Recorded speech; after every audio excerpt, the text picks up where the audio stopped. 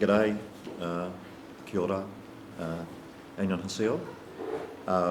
What we'd like to do is run it kind of like a workshop, and what we're very interested in is your questions. We've prepared some materials which we'll make available during the course of the session, but the idea is that we kick off with some clips of Korean films to set the context, and we've got quite a bit of information about the films that you're about to see the clips. So the first bit of it will be just looking at some of the clips of recent Korean films, and then what I'd like to do is to get some feedback from you, for me and Wonjo to be able to answer. So Wonjo, are we good to go, or do I need to talk for another couple of minutes? No, we're good to go. So these are some of the films that did very well in the domestic box office in Korea last year. And without further ado, I'll just fire away.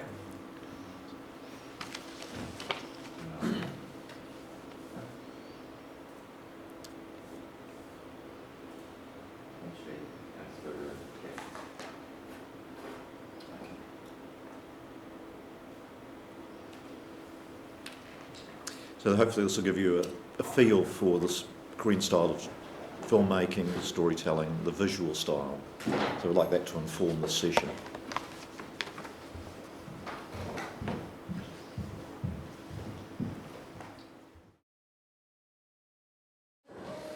The production budget for that was 5.2. It was just a tad under 82 million US in the Korean domestic market. And this was only Korean. Quite a bit of backing on that one. Absolutely. It's basically the premise is about a mentally challenged person who has a daughter, but he's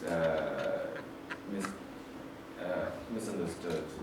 His actions were misunderstood, and people thought that he raped and murdered a little girl who happens to be the daughter of a police chief. And he was quickly put to trial and put into prison. But he wins the hearts of his cellmates, and they help him bring his daughter into the cell, and they spend a few days there. So, you know, it has comedy, but at the center, it's a very strong human drama, which really appealed to the Korean audiences.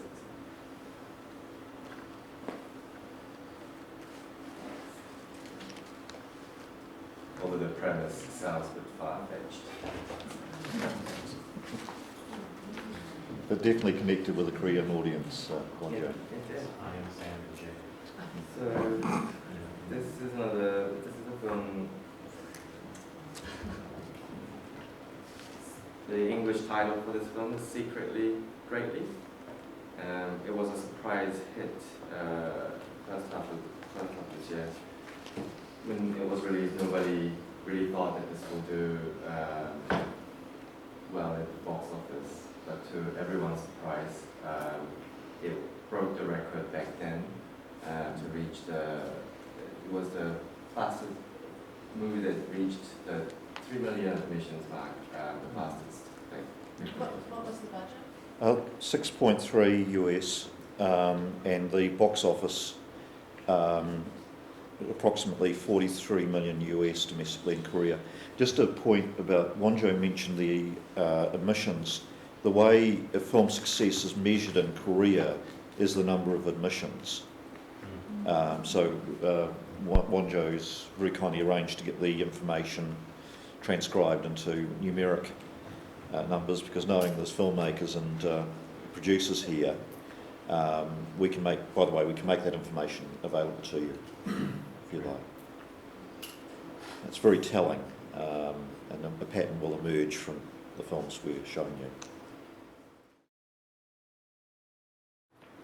Okay, the interesting thing about this film is that it was based on what is called a webtoon, which is in Korea.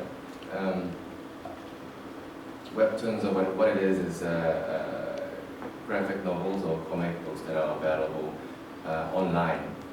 And it was a very popular webtoon which was adapted into a film.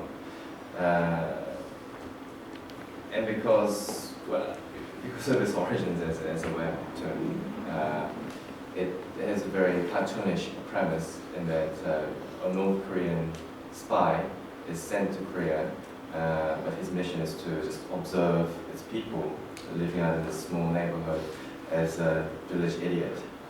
But he discovers later on that after a few years that he and other spies that were sent to Korea were abandoned by the North for political reasons, and a special team are sent from North Korea to get rid of these assets in Korea. So it has comedy at the form, but it has strong action elements. So you might notice a trend emerging. A lot of the films that they've done in Korean box office fuses comedy in one form or the other. It's quite unique, isn't it, to Korea, Chinese films, that sort of mix up of the comedy and the thriller and the drama. Comedy and throwing in comedy and drama. And would it be fair, Wonjo, to say that it's sort of a clowning type of comedy? Yeah. Yeah, okay. That's right. You have start with slapstick, go into action, but then finish with human drama. The next one, excuse me. So I'm showing you all the trailers for some of the most successful films first half of this year, and this one is the most recent of the ones that I need to show you. Second most recent. And there, the title for this film is Cold Eyes.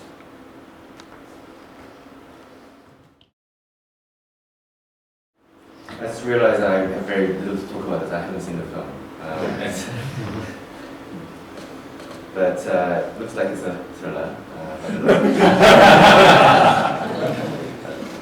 And no one comedy, exactly. It's a serious program, but it was another surprise hit over recent months. Do you know what the budget was on that? Sorry, I just realized that I threw on this trailer quickly before I left to get on the flight, and I don't know much about this one. But taking us back to last year,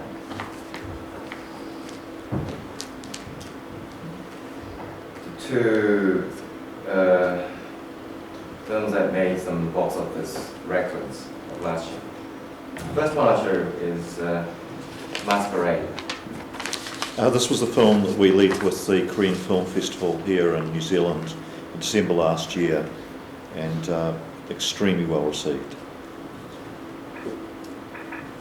The production budget, for those who are interested, was just a shade under 10 million US, and the box office was a shade under 82 million US dollars domestically in Korea. Wonjo mentioned earlier the combination of the comedic with the drama, and it's beautifully balanced and illustrated in Masquerade in terms of the arc of the story and in a historic setting, and fantastically realised to the screen. So it's inspired by historical events, but they've taken a lot of liberty, creative liberty with it. It's not the fact that there was a situation where you had a commoner to replace the actual king. It's just a flight of fantasy, that one. But I think people really responded to it because it probably reminded the audience about beloved president in Korea who had a few years ago passed away. Those are some of the comments that were made when people were looking at the success of the film. So it was, what you're saying is that historic context was highly relevant to contemporary Korea. And that's how it struck its It's not chord. it's really historic context. It's the Yeah. it's the character, the fictional character that they could relate to. Did the film play outside of Korea at all? Did it have a splash outside of Korea? It did in the US, I recall, Wonjo, but as with all foreign language films, it's very difficult for them to play outside the festival. So we were very privileged to be able, we got it pretty much straight after its Korean release. Yeah, yeah. And I guess it will be available on Yeah. DVD.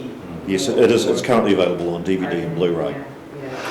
and But well worth. If Korea's anyone, got such a big population that it's able to sustain Yeah. making it. though, what is just an interesting aside, the way Korea's gone, particularly Korea has one of the most highly developed broadband and internet offerings in the world. There's very little in the way of ancillaries. Wonjo might be able to speak to the video on demand models, but effectively in Korea the box office is pretty much where your income is going to come. And Korean investors typically for Korean films, and again Wonjo can speak in more detail on this, discount foreign sales because the language, these are made very much in Korean language and to a Korean audience. So that basically informs a bit of a budget discipline in terms of budgeting for films that are aimed at a domestic Korean audience. It's always 50 million. Yeah. These are films released over the last year or so. Yes, they are. Because I was thinking Hyundai was probably bigger than some of these films in terms of box office. Hyundai Beach, I can't remember the box office on that one. And there were a few years. That was about 3 years ago. It's I'll have to look it up for you, but Hyundai was is still one of the top 10 grossing films in Korea. And this one is called Thieves. It was the #1 box office film last year, 2012. Again, sort of for the producers and the audience, the budget was around 13 million US, and its box office was approximately 84 million US domestically in Korea. And it looks like a real 1313 or 3030? 1-3. Yeah. So again, have a look at the production values, please. You see in the trailer. That one seems quite closely modelled in Ocean's 11. I haven't seen the film, but I think Right. you're possibly right.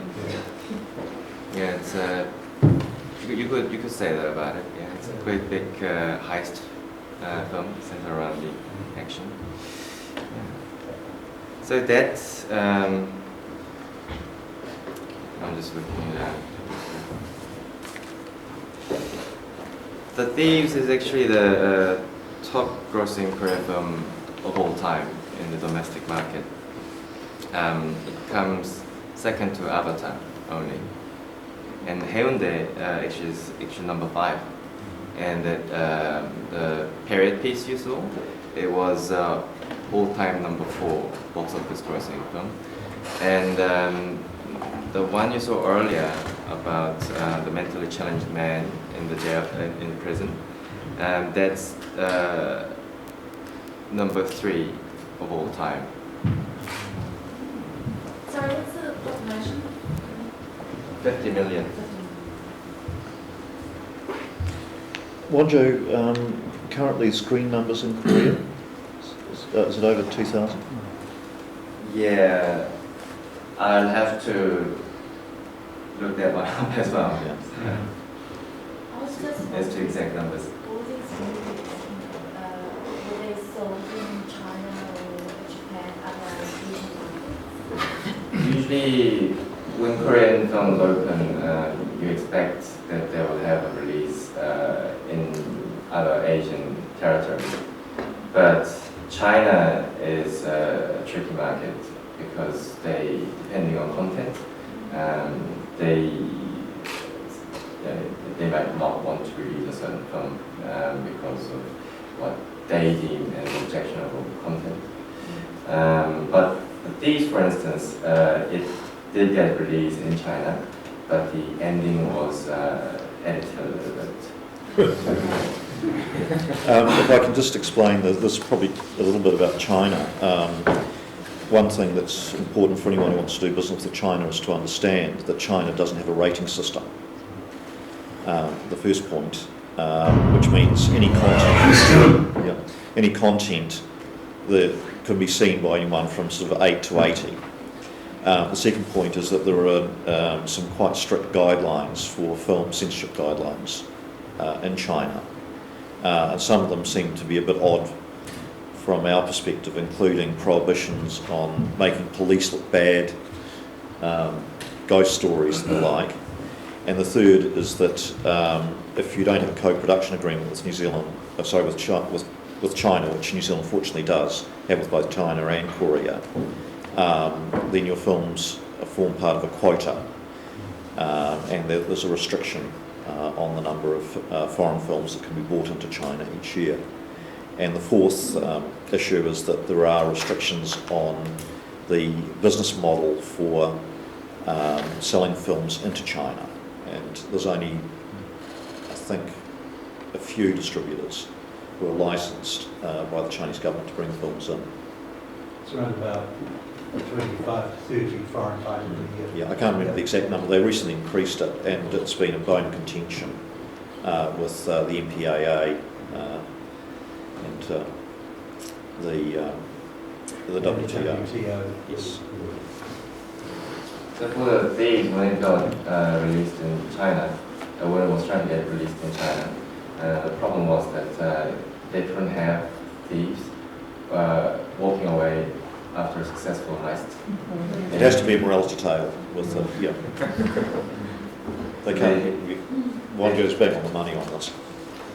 So the filmmakers added a little epilogue at the end to suggest through use of sound, and this was a simple shot, but just to suggest that the thieves got what they deserved. Police sirens in the background. So the police are the heroes, basically. Was that edit, ending prepared before they tried out the censorship rules in China, or what I was thinking is that whether the Korean films are considering the distribution in China even before they try out in the process of production, post-production, or they just try out the censorship code and then react to it. I guess there are two different schools of thoughts on that. When you look at a recent film like Mr. Go, which is a film about baseball playing gorilla, and the gorilla is he's Chinese, and then he's brought into Korean Professional Baseball League as a batter. So that film going in, they had Chinese market very much in mind because it was a big budget film and they needed to have some finance from China to make that happen. And so there are some films that right from the beginning consider Chinese market. But often you will find domestic Korean films only look at the domestic market and the domestic audience.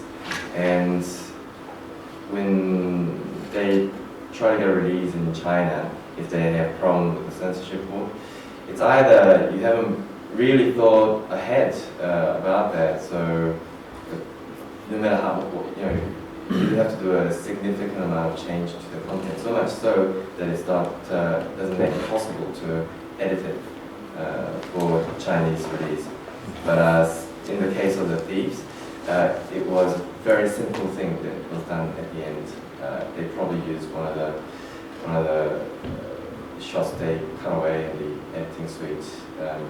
They probably shot and didn't use, but they just used it. I think it was a shot of don't quote me on this. I haven't seen the Chinese version, but what I heard was correct. I think it was just a shot of the passport burning in flames, and with police siren in the background, and then you cut to some subtitles telling you what became of them.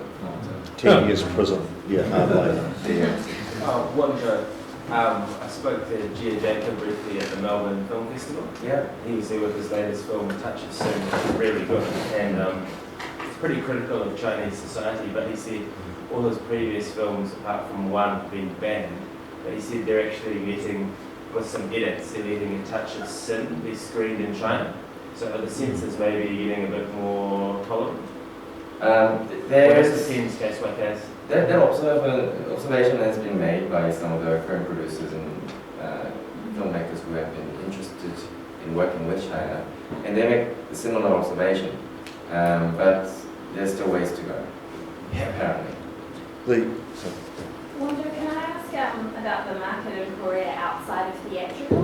Do people watch a lot of films on TV, video on demand? Are those markets like... Yeah, video on demand is really gaining momentum, and it's more and more becoming a proper revenue source for your film. Whereas before, probably about 5 years ago, it was literally that the ancillary market in Korea, people considered it completely dead, and DVD market was just almost non-existent. So after your film gets released, when they put out DVDs, they don't really think to recoup much from it. In some cases, some smaller films will not even get a DVD release because the ancillary market, the DVD Blu-ray market was so bad. But with the video on demand, it's changing things about. But having said that, though, as Michael was saying before, the producers really rely on box office receipts. That tends to, Wonjo, from my understanding, inform the budget that the Korean producers and investors are prepared to commit to a project. It's very much informed on their expectation of how a film will perform theatrically in Korea. I guess this happening because of there are thousands and hundreds and thousands of theaters, like movie screens around in Korea. After the advent of multiplexes, it's literally like in every town, you're never too far away from a theater. So And are they high quality theatres? Yeah. And I was just trying to, after your question, look up the total number of screens, and it's you're right, 2,000 screens. Sorry, what were you saying about the internet before? Was it Just again, while you're setting up for the next shot, I should. Korea, as a general observation, I've had an involvement with Korea for about 20 years. And one thing that just absolutely impresses me is that they are early adopters of technology. And in the late 1990s, the Korean government mandated that fibre would go to every single new build. So Korea has probably the best and fastest, most ubiquitous broadband anywhere in the world. Because in China it's like dial-up and they're so restrictive on the social networking side of things as well. My understanding is that there's pretty much no restrictions, and a lot of the investment in recent years has been driven by the telcos. You had companies, it would have been about 5 years ago, Wonjo, that companies like SK were looking to get into investing in content because they had effectively the infrastructure, and they're wanting to maximise the traffic.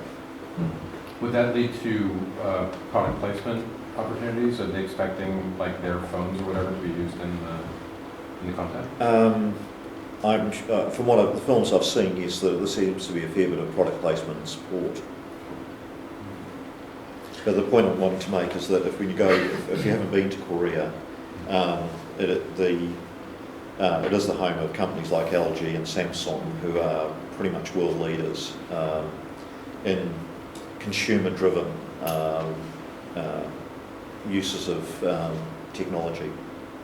So you can view things on multiple platforms. That's all. Yeah. Yeah. And the internet speeds. I've never struck a problem with streaming video content. Because I know when I was in Shanghai a month ago, it's like a dial-up, and then you can access a lot of sites, and everyone's saying you had to purchase VPN numbers, and there were Yeah. certain restrictions in place for viewing online. Well, pretty much all the hotels I stay in places there's Wi-Fi available, and it's pretty good. But going back to China, there is another. And compared to Korea, the internet appears to be quite common, and I think there's reasons for that, which may not necessarily be technology based. Right. Yeah, and the constraint too is lack of cinema screens in China. I mean, they're doing catch up and They also are. admission prices. Yeah. But China is a deep and abiding mystery to me, because you're quite right, they are building, but there's a lot of IMAX and a lot of 3D, and it appears to me that the ticket prices, there's a bit of a disconnect between the Chinese box office that's reported and the actual box office, and the best, I don't want to be quoted on this, but last year it was reported at 2.7 billion US, and at least one website, American website, suggests that the underreporting of box office is about 40%. And you'll pay the same basically to go to a multiplex in China as you will in New Zealand. Is that fellow that has a website on Chinese film business? Yeah, ChineseFilmBiz.com. Very Yeah. insightful. Yeah, a lot of interesting material, and of course it's a US website, not a Chinese website, so it's very frank in its material. I just have a couple more clips to show. So this is one of the latest films to come out of Korea. I'll show you the teaser and the main trailer. Wonjo, this was also a comic source. Yeah, it was based on a French graphic novel called Le Transpersonnage. Sorry, my French is good, but it almost literally translates to Snowpiercer. So that's the audio visual part of the Thank you, Wonjo. session. When there are English and European actors entwined with Korean group, is it normally that you do subtitles or rather than overdub with Korean? I'll gently throw that question to Wonjo. So when overseas film gets released in Korea, are they Yeah, subtitles there's or are they dubbed? a combination of Korean and English actors. There haven't been many cases like that. Right. But Or if it's an overseas film. Yeah. we usually expect it to be subtitled. Okay. The only dubbed content really is for children, Right. like Pixar animation, Yeah. DreamWorks animation, Yeah. Toy Story 3. Yeah. That's why people in public, the audience are so used to watching films with subtitles. That when we hear that people don't like to watch movies with subtitles, it's a revelation for. Right. It takes people away from the drama, and Yeah. so I fully understand what Wonjo's saying. Is there much foreign money goes into Korean titles? The only one that I'm aware of recently, and again Wonjo will correct me on this, was 20th Century Fox, who bought Hong Jin-na's first film, The Chaser. They bought the remake rights. Invested in a more recent film, The Yellow Sea, and I think from recollection they had about a 20% participation in the financing, and that may have been because of they're wanting to pick up the rights for that film also.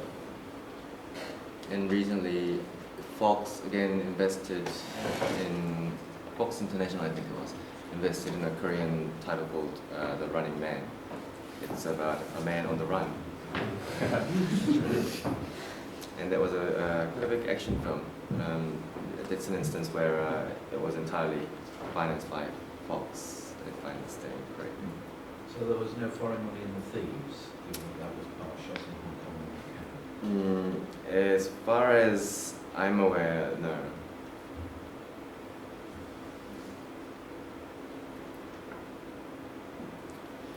Right.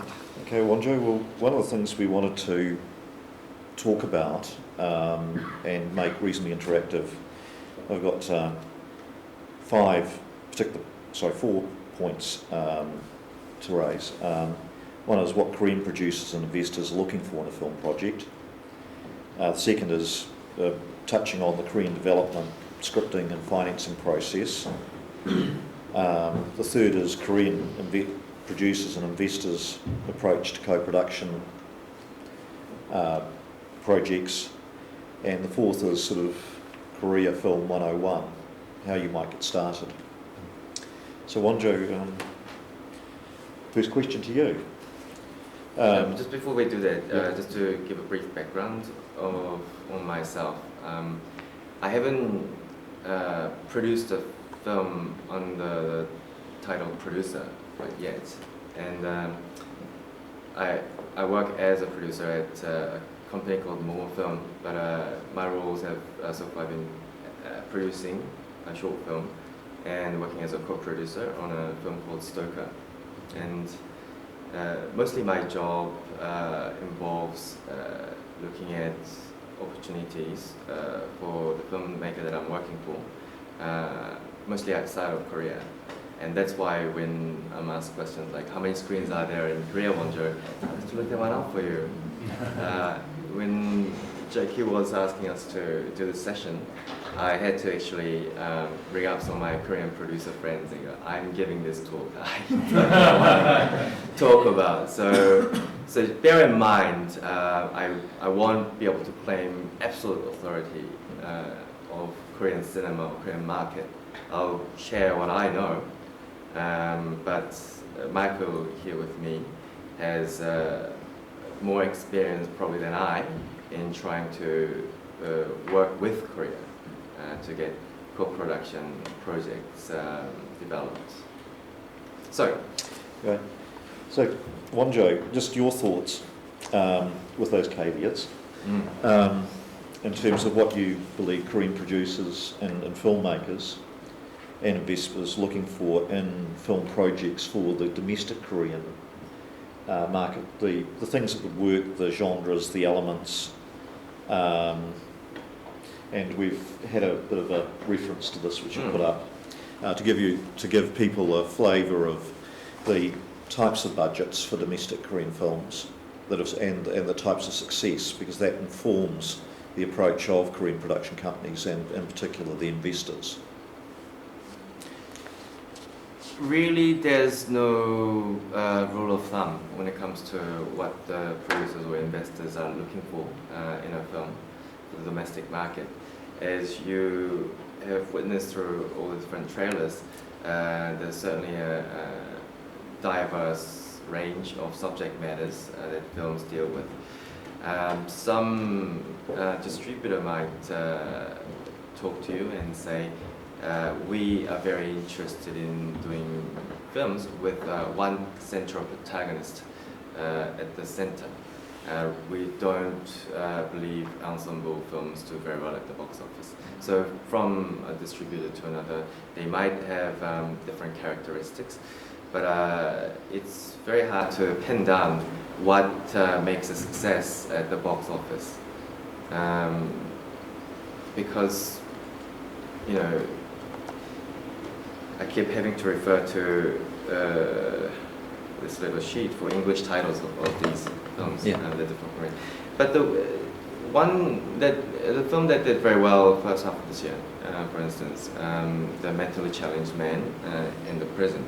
Now, no one really knew that it was going to do so well at the box office, right? So even now, people are, tearing their hair out and we really can't tell what is going to work at the box office.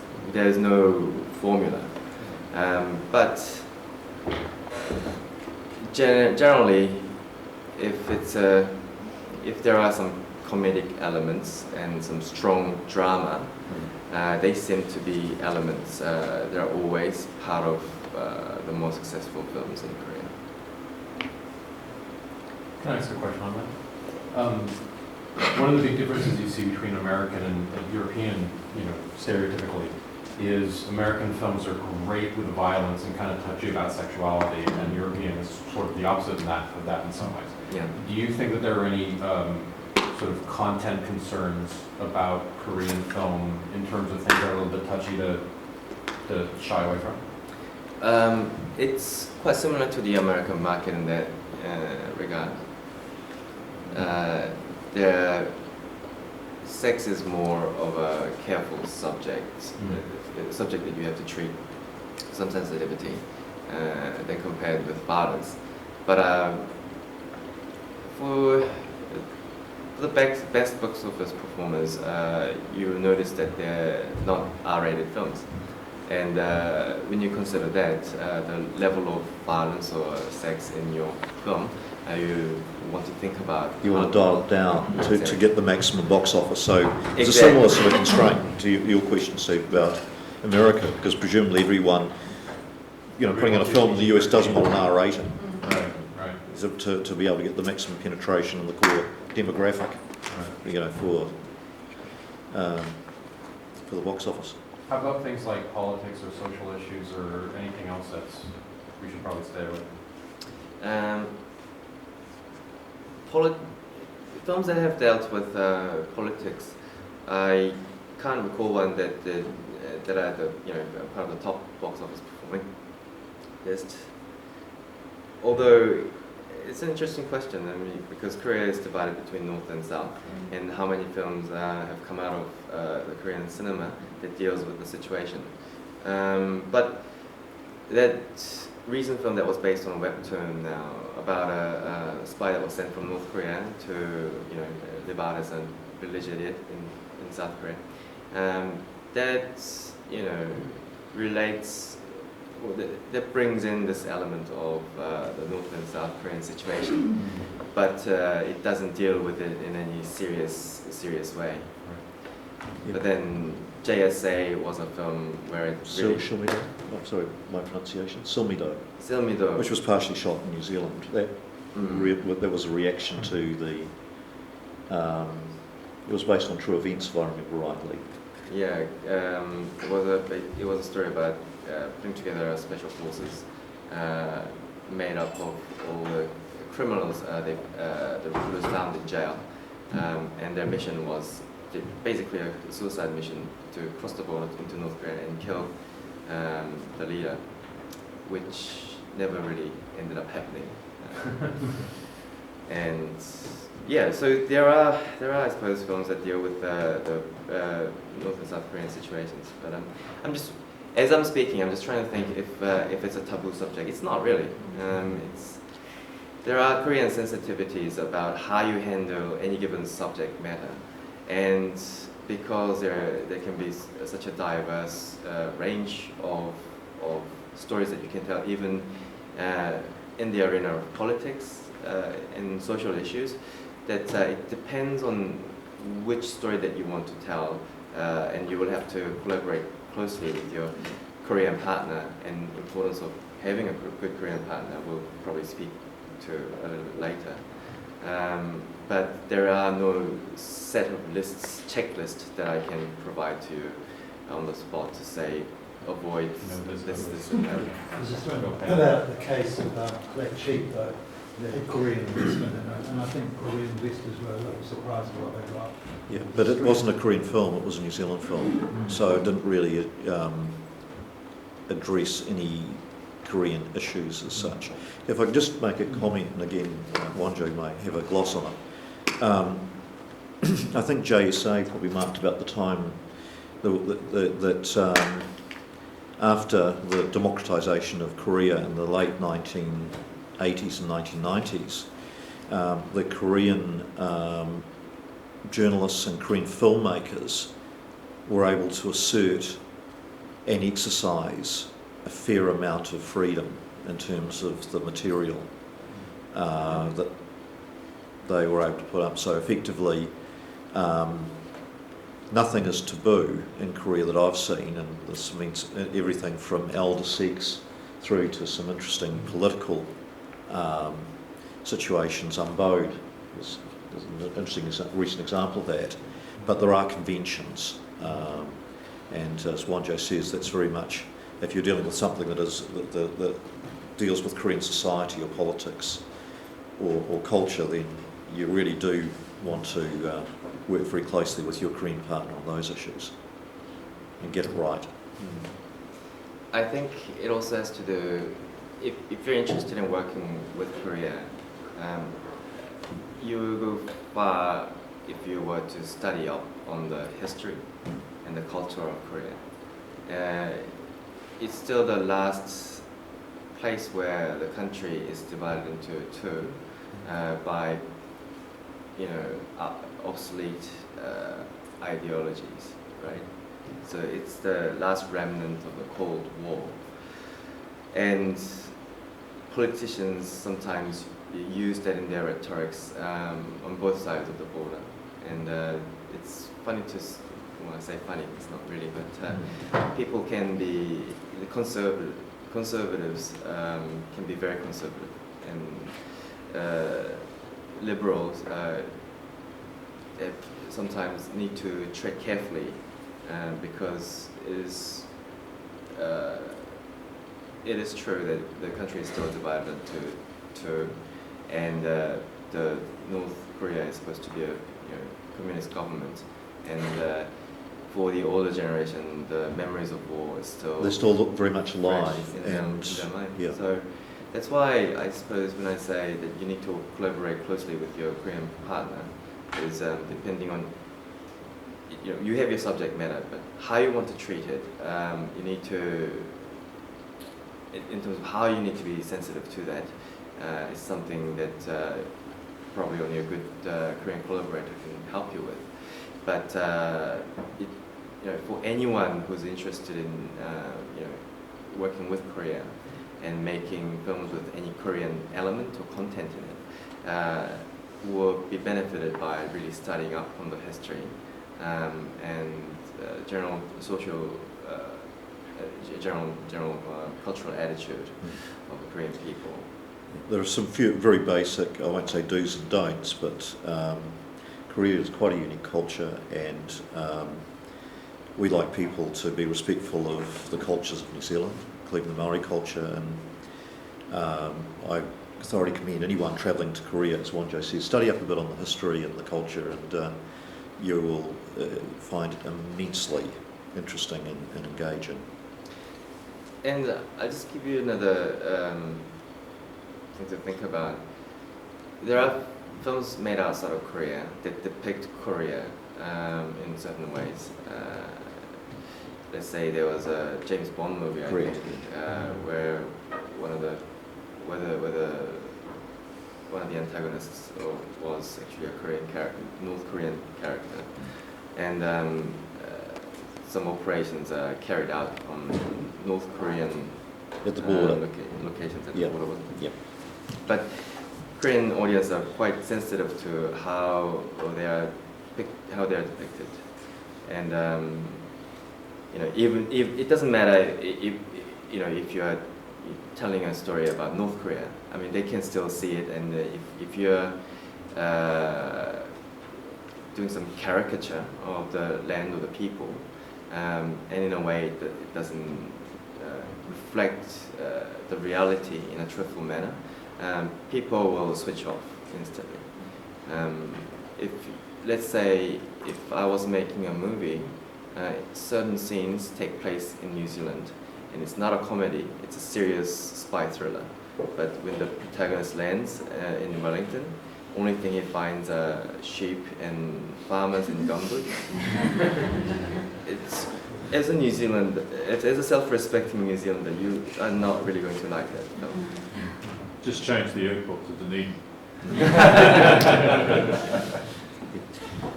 Wonjo. How important is talent in driving? It's very important.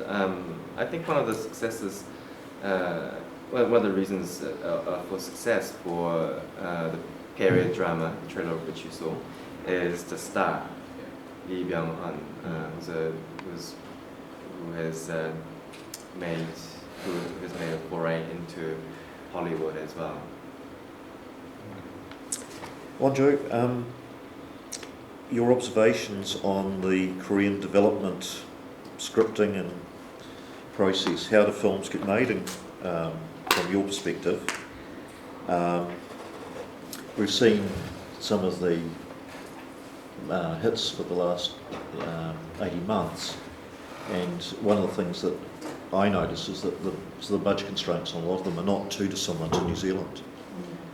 So my understanding is that a film will be developed by a production company. There's not that much in the way of development funding available at that level, and then they will do a deal with a strategic investor.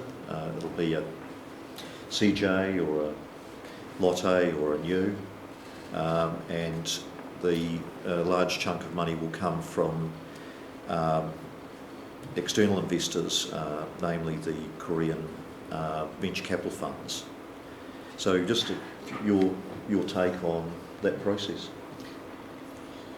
I was trying to think how different is it to develop a film and have it financed in Korea. I spoke to a couple of friends about it. We don't think there's any secret pathways that you really have to dig into or anything like that. I think it's especially nowadays when a studio like CJ, for instance, I think it's modeling itself. There's a mini US studio. Hollywood studios, yeah. Yes, and with its own green light committee, what have you. So the way they evaluate and finance films, I think now you can assume almost that it's very similar to how a film would get developed and made in countries like US. But you would, as a producer or a production company, develop a script first, and once you have a good script out, and if you're able to package it with talents, then that's the basic starting point. But that's the same everywhere, really.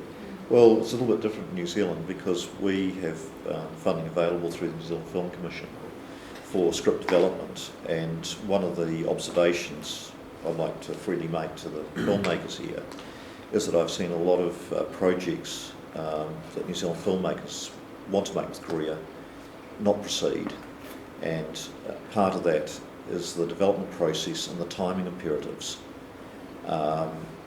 We haven't been ready to go at a point where the Korean side want to move, and what is surprising about Korea is that the decision-making process, in my experience, can be very quick, and the implementation can be very quick.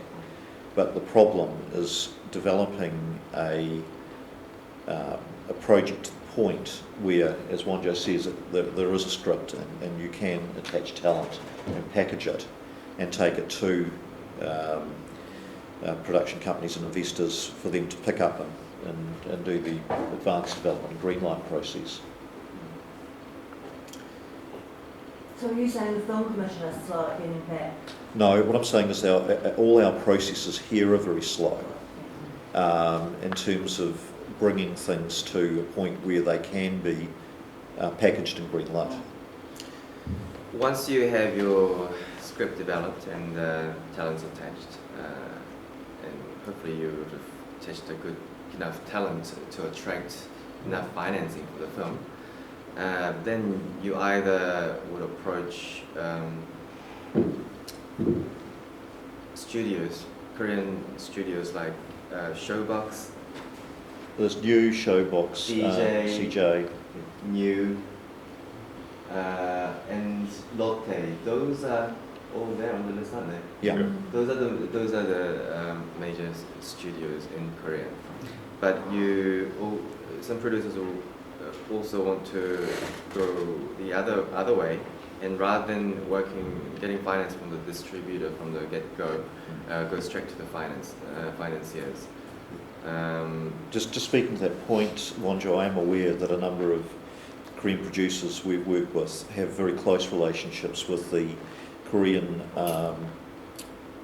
visual content venture funds. And I can just sort of speak to that very briefly. Each year, the Korean government mandates a venture fund to receive government support. And currently, I think this year the fund they've mandated one fund that's in the process of closing. The fund's $100 million US, and the Korean government will contribute towards that 40 million, effectively of soft money. The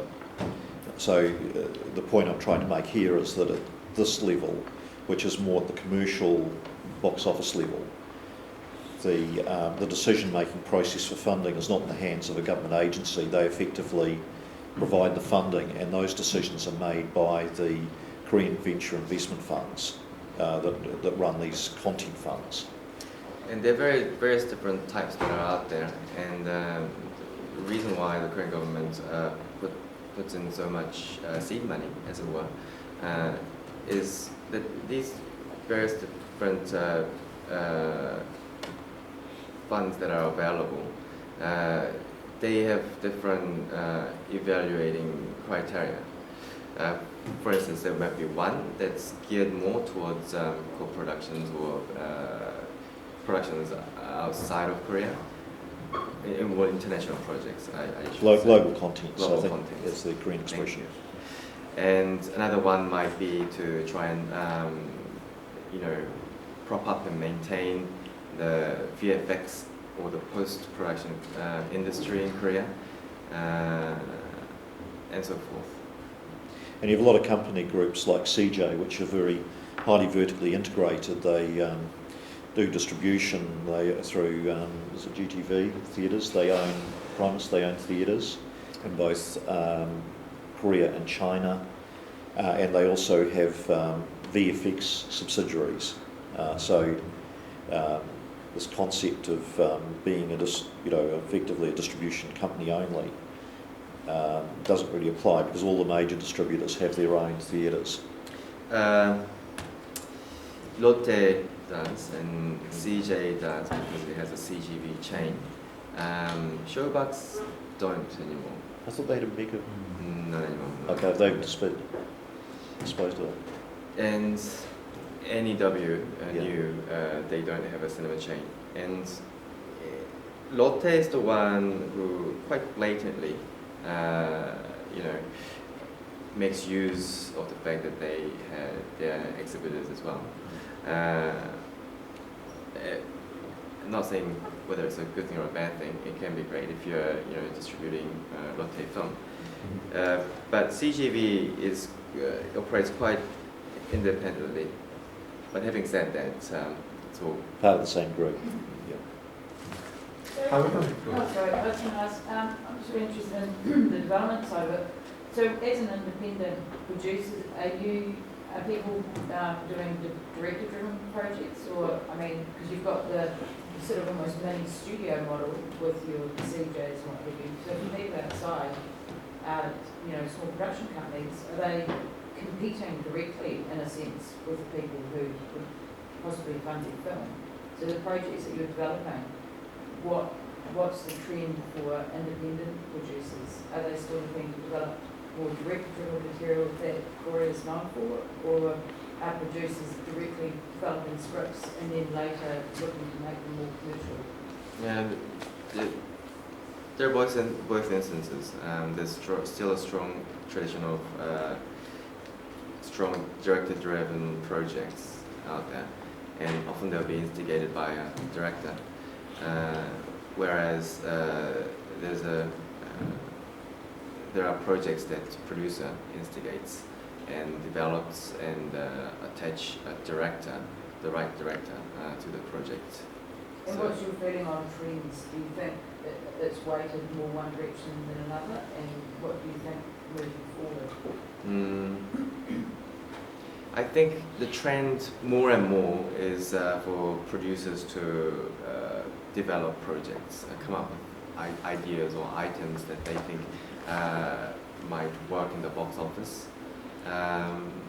The North Koreans by Village Idiot, that one, I think it was very much a producer-driven project, for instance. Where does Kofik sit in this landscape in terms of funding? Very good question, well asked, Keith. At this sort of level, where particularly when you're dealing with the global contents funds, that's more geared towards the commercial end, and I'll let Wonjo talk to where he sees Korean film going. Kofik do administer co-production agreements. They've got their point system for qualifying co-productions. There is funding available, but it's probably at a lower level, in the more art house level, than the major box office, because they do have some limited funding available. And one of the things I'd like to touch on is that there's not just Kofik funding. There's also some level of support, although it normally runs out at quite a low level, from the regional film commissions in Korea, and some of them are very active, particularly the Busan Film Commission, and providing support for location recce's and the provision of facilities for productions. In terms of what sort of grants and funds are available with Kofik or with local film commissions, it's an easy enough thing to do with the internet, just to look up some of the local film commissions in Korea, or Kofik website. They've got a good English website with wealth of information. Unfortunately, I wasn't able to get copies of the Korean Shooting Guide, which has all the details of the film commissions and grants, but if any of you are interested, I can send you an online PDF of it, so just give me your business cards and I'll email it to you after the session. Question. I went to the Zion Mount Zion. yesterday. Yeah. And Sonny was there. Yep. And for 1.5 billion box office turnover, the ratio distribution between the company, Sony, and the producing company, Zion, was 60-40. Yeah. 40 to Sony and 60% to the producing company.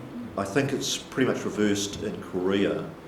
Reversed in Korea? Yeah, I think it's probably because you normally have, in a deal in Korea, and again Wonjo might be able to give more detail on this, you have the production company and they typically will get about 40%. Right.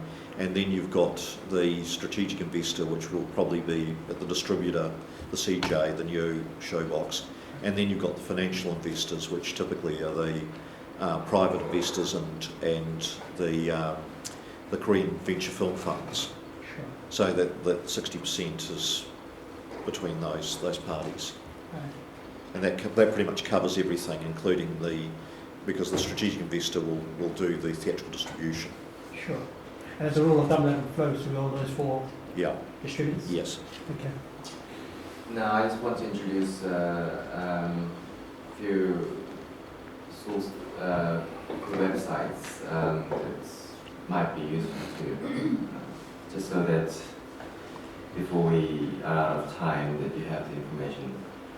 Kobe's has a lot of news, information, and database available in English.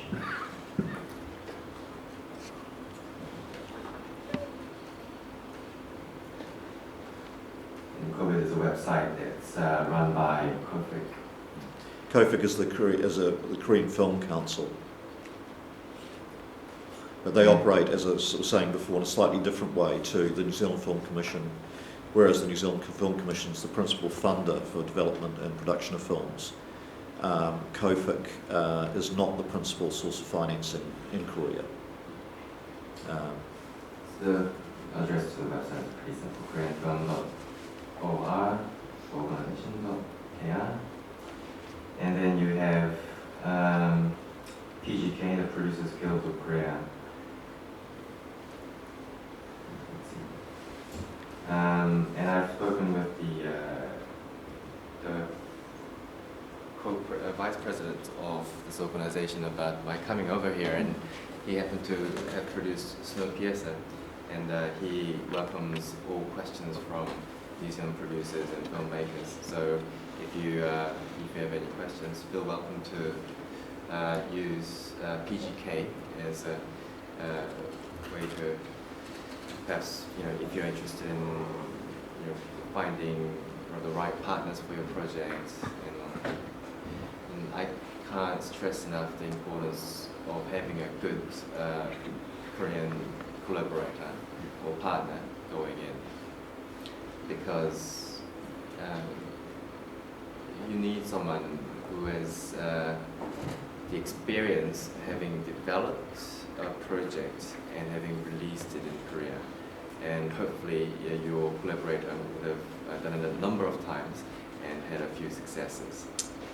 And he or she will be able to guide you as a partner all the way from development to getting financed to filming, if you are ever thinking of filming in Korea with your content as well. Because at every step of the process, as you would find in film industries everywhere around the world, anything can happen at any moment. You might think that your finance is all packaged and you're ready to go, but the next morning something might come up. One of the, in the committee of the investors, one of them might have voted no and needed to have been a unanimous decision. And it could have been something that just came completely out of nowhere. And in these situations, connections become important. And I know of at least one instance where a producer friend of mine, he needed to have paid the actors their initial payment to have this film, which is going to be, which is going to start shooting fairly soon, and that's exactly what sort of happened at the committee. A problem occurred. Everyone thought it was a done deal, but come the meeting, things got some unexpected, unforeseen things happened. So he thought the movie has collapsed, but he used his connections to find find a distributor who actually stepped up to back the content fairly quickly. It was actually a week for him to find a new distributor who came up with the complete financing for this film. It was a good packaging to start off with, but so it's an example I'm giving you to illustrate the importance of having the right partner. If he hasn't had the experience in the industry and hasn't had the connections, he wouldn't have been able to navigate so fast. And he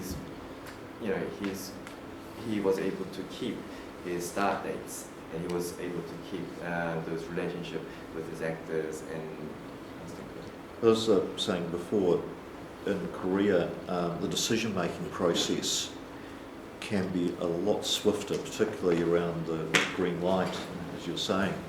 And relationships in Korea can be very dynamic and extremely powerful, as Wonjo said. But now I want to talk about one of the most important things that I thought I should impart. If there was one thing that you need to take away from the session, what would it be? Is what I was, and one of those important elements I already talked about, finding a good partner to work with. And to attract a good partner to your project, what do you really need? And I find myself coming back to this great lesson that Michael Stevens taught me as a mentor when I was starting out in the business. he told me, Wonjo, there are three important things that make a great film. First is a script, second is a script, and third is a script. And it is very true everywhere, and Korea is no exception. You need to have a good story, and you need to have a good script. And the thing about the domestic market in Korea is unique in that perhaps it's due to Korea, Korea being a country where they speak a particular language, Korean language, and maybe that's the reason why they have a thriving cultural industry in Korea. But when you're trying to interest your financiers in Korea or your producers in Korea, you're really competing with all these domestic films that are out there in Korea, and that are finely crafted to the Korean psyche and the taste of the audience. Exactly. So if you are simply out there to just get financing from Korea, I would say you won't have much success at all. You need to know the market, which would mean that you need to know to a certain extent about its history and its people. And you need to understand how that the market, the Korean domestic market, the domestic films are doing very well. More than around half of the Korean domestic market is domestic films, and then you have your Hollywood blockbusters and what have you. And I understand that there are very few markets around the world where the domestic market is so strong. Outside of India. But which means you are really competing with all these domestic projects, would a financier, unless the financier is part of a global contents fund or some such very specific purpose funds, they are more ready to want to evaluate a domestic film than a co-production film. If your content involves little or no Korean elements, I think it'll be quite tough to try and find financiers or producers who will be interested in your project. Because to do well in the Korean box office, we've talked about how Korean domestic films are doing very well there, and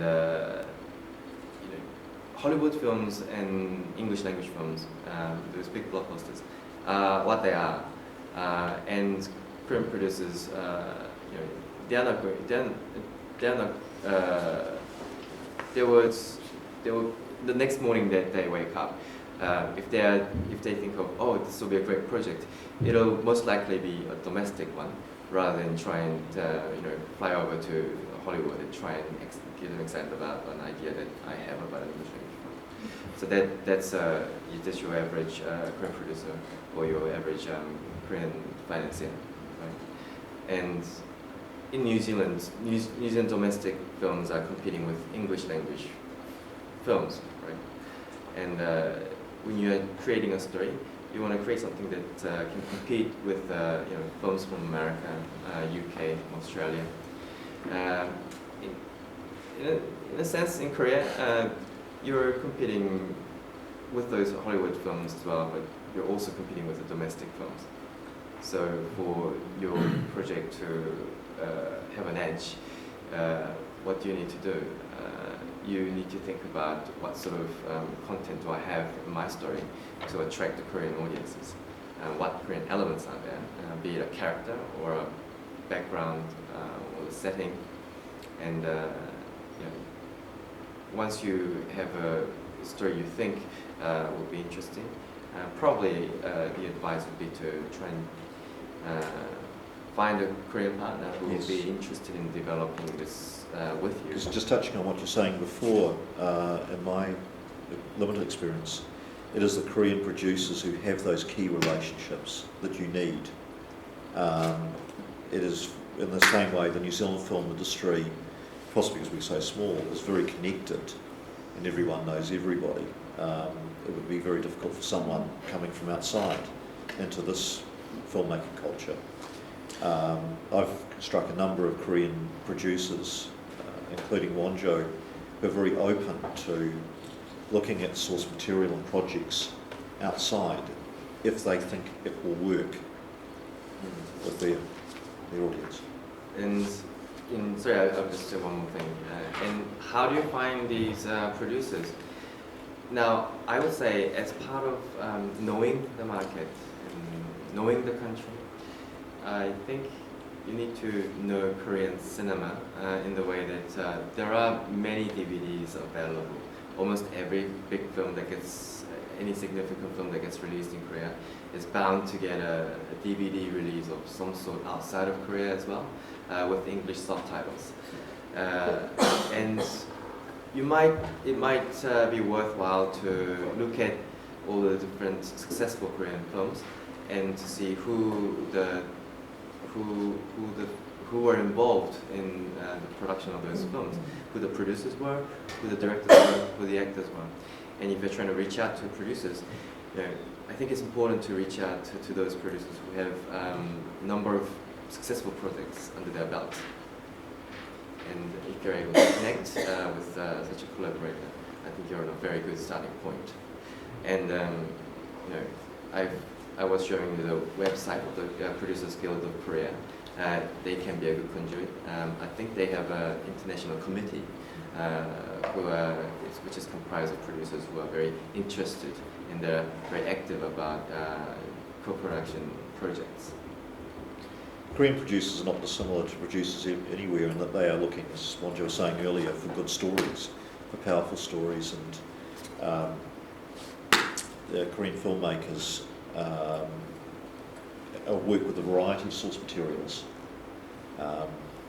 and I believe that there is definite scope, but it comes back, as Wonjo says, it is the elements that will work, and for producers who are just simply seeking funding for their own projects, if it doesn't touch, if it can't connect with a Korean audience, I think you're right, I don't think that will work. I mean, you might think it's a commonsensical thing, right? But I just want to add, in Korea, our Korean producers, I think it was one of your questions on the email that you sent me, but are they really actively seeking co-productions? Are they seeking funds outside of Korea? Well, if it's a big budget film, which the Korean market alone cannot absorb, they probably will be. But for most of the domestic projects, they're entirely usually funded domestically.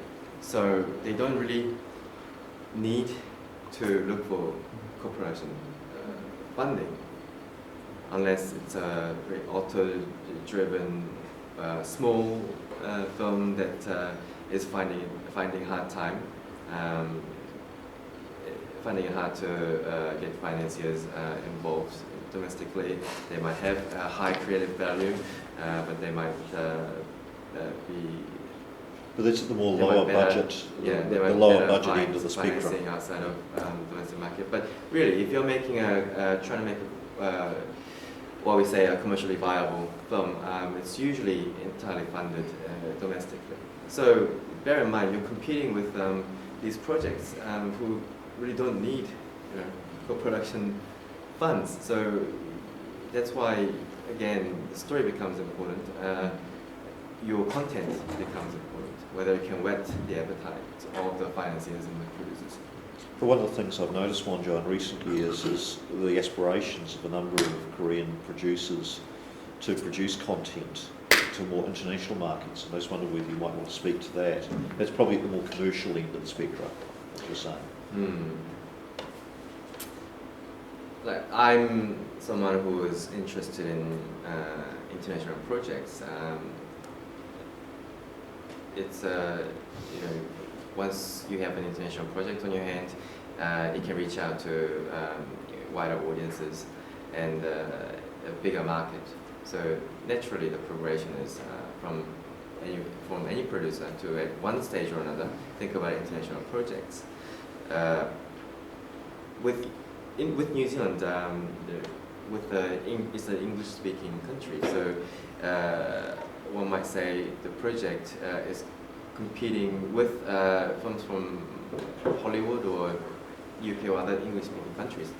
But it also means that your film can be appreciated by English-speaking audiences. So you already, unless I will say that any film that is made in New Zealand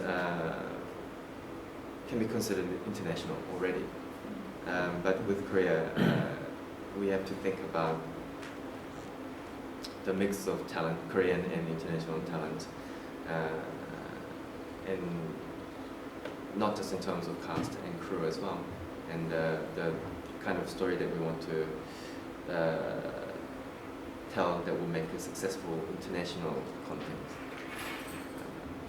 But it hasn't been successful international projects have been a rare thing. Great. As an actor in New Zealand, being involved in the New Zealand productions and all those things, but as well as I would like to keep up with the Korean films and stuff. But the Masquerade last year, what Michael was involved with the film. We try and bring Korean films every two, but we're all volunteers, so we do the film festival every 2 years. Yeah. We'd like to do it every year, but we just simply don't have the resources. But we try and bring a selection. Yeah. But rather than those kind of what you do, unless then you mentioned about DVD, but DVDs are old DVDs I can find in the DVD shop sometimes.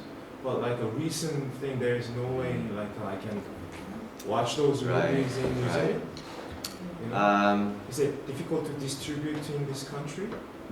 Is it? Mad Men have their Eastern Eye the outlet, and they bring in some DVDs. I think films like most of the 2012 titles I think are available now. I know that the Blu-ray version of Masquerade's just been released, and it's available. But to speak to your point, unless you've got contacts, it's very difficult to get the films in New Zealand. You're quite right. If you're interested in looking at Korean films, I'd say go on Amazon and have a look at have a little search, and you're bound to find what you want what you want there. I think Profic also started a YouTube channel. You can find them online, but they're not really legal. Yeah. I'm normally, sorry, again, I have to be very careful what I say here because I'm a lawyer, but when I jump on the web, I do often see downloadable versions of Korean films, but I suspect they're not legally sanctioned. And do they have subtitles? And you had a question, sorry. It's actually kind of a complicated question, and we're on time, so I'll just come and ask you after your question. Sure. Oh, well, there you go. There you go. I thought I had very little to speak on the subject, but I managed to fill a lot of time. I hope it was a useful session. Thanks for coming out on an early Sunday morning. But if you have any questions, I think that Kofic website is a good starting point. I mean, it does have a good wealth of information, and if you want to go further and reach out to the Korean producers, Producers Guild of Korea, populated by friendly producers. Some of which have had an involvement with New Zealand, I might add. Yeah, people like Jonathan Kern. Yes. So, do reach out to PGK as we. The other thing I would strongly recommend all New Zealand filmmakers to do is submit your content to Korean film festivals. There's a number of fantastic festivals in Korea, including the major one, Busan, and Busan have their pitch sessions, which are excellent. They have prizes. There are also other festivals in Korea, including PFAN, the Puchon Fantastic Film Festival. So do look at, if you have content, that is one of the best ways of connecting with other filmmakers, is to get that content out there. And just finally, if any of you are interested in visiting Korea, at the end of the tables here is some material on Seoul, just a little takeaway for you, and thank you. It's been very instructive.